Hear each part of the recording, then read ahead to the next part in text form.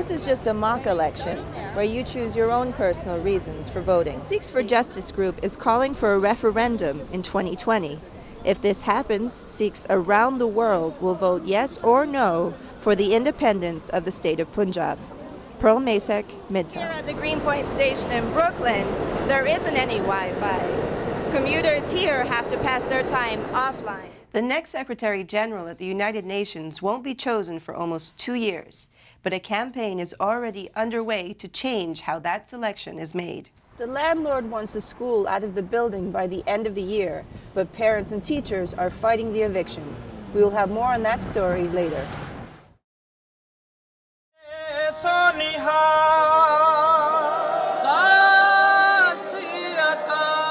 Sikhs from across the United States and Canada gathered at Dag Hammarskjöld Plaza. They came to honor the more than 25,000 Sikhs killed in India during 4 days of unrest following the assassination of Prime Minister Indira Gandhi in 1984. The rally was not just of remembrance, but also a call for independence. We have the right to self-determination. I question you, do you have the will? Sikhism is the religion of a minority group from the state of Punjab in India. Sikhs say that they have been persecuted since India's independence in 1947. Many say that they were forced to leave the country. Their children are now fighting for the right of self-determination. I heard the injustices that happened to my parents, and I naturally wanted to obtain justice for them, and here I am today. There is a risk of blind obedience. Indira Prast is a sociologist from Canada. She says that the only way Sikhs can move forward is by establishing their own independence. For Sikhs, I think it's unique because Muslims have their spaces, Christians have their spaces in countries, but there is no place for Sikhs. And if you look at Sikh history, there is a certain environment that is needed for that body to continue unrepressed. The Sikhs for Justice Group is calling for a referendum in 2020. If this happens, Sikhs around the world will vote yes or no for the independence of the state of Punjab. Pearl Macek, Midtown. Those last-minute texts and phone calls can now be made on the platforms of many subway stations in Manhattan and Queens. A company created by the MTA called Transit Wireless is responsible for the Wi-Fi and cell phone coverage now available. The work was funded by the city's cell phone providers and the cruise ship company Royal Caribbean International. This year, 11 stations in Manhattan and 29 in Queens were connected. The most recent, Court Square.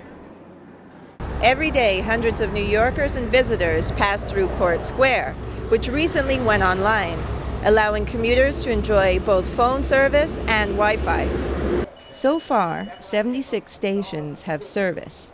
39 more are scheduled for next spring. The reception of the service so far has been mixed. A person who's on their cell phone quite a bit, I think it'll make a good amount of difference for them to be able to communicate while they're waiting for their train. I wouldn't say it's money well spent. I don't know the exact price of the project, but I think there's a lot of other infrastructure projects that need to be done in the city. Here at the Greenpoint station in Brooklyn, there isn't any Wi-Fi. Commuters here have to pass their time offline. The MTA plans to start installing in Brooklyn by next year. That New York has a bigger subway system than a lot of other cities, but I guess I spend most of my time in Brooklyn, so it would be nice. In the coming months, the MTA will be setting up wireless service in West Harlem, Washington Heights, Lower Manhattan, and at the Flushing Main Street station in Queens. For now, Brooklyn is going to have to wait. Pearl Macek, Brooklyn. It's not just about making people unwell. It's changing our climates, it's changing our habitat, it's changing our way of life. The speeches weren't about diplomacy, but clean energy. More engagement. Now, there's an old saying that home is where the heart is. Well, it's also in most places in the world where the hearth is. The former Secretary of State, Hillary Clinton, was joined by government representatives, banks, and NGOs to offer support to the Global Alliance for Clean Cook Stoves. The goal is to educate and to promote cleaner and more efficient fuels and cook stoves in developing countries. It's an effort to try to improve the lives of the way more than 3 billion people produce food. Those 3 billion people globally cook and heat their homes using traditional stoves and open fires. Charcoal, wood, and dung are used as fuel, filling homes with toxic smoke. Each year, over 4 million people die from inhaling this smoke. Women and children are the most at risk. EnviroFit International has so far produced and sold about almost 1 million stoves. There are now over 1,000 partners from both the private and public sector involved in the initiative. Phase 2 of the project will begin in 2015, which involves expanding the eco-friendly cook stove market.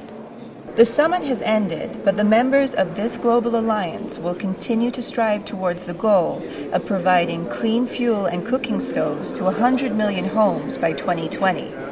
Pearl Macek, Lower Manhattan.